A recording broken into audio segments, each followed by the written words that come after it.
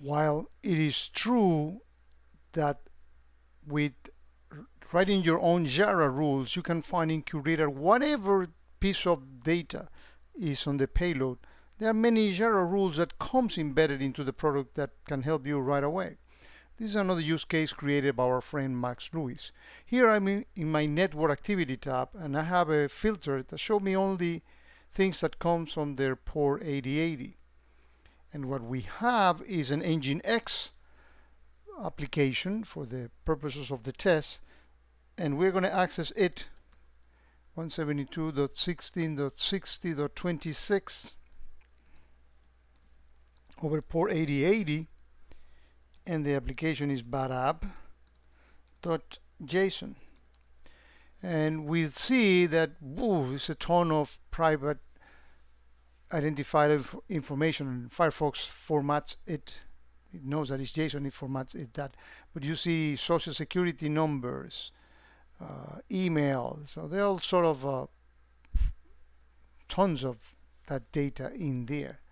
Let's actually see what QNI saw out of this. So we see some traffic coming from QNI, and notice that the suspect content descriptor, that's the important part.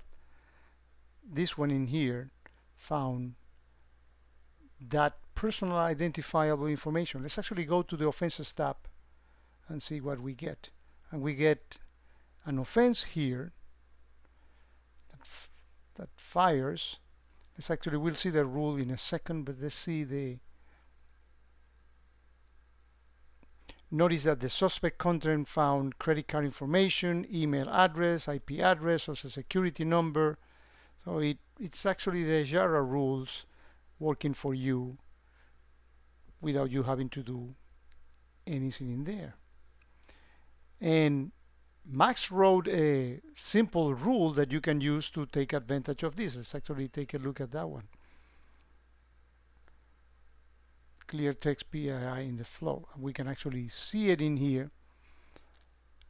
That basically is searching when the traffic is internal from the inside out or outside in, and the flow has some suspect content descriptor like credit card or email address or social security number, any one of those, then this rule fires. So again, another example of the value of Yara rules in QNI.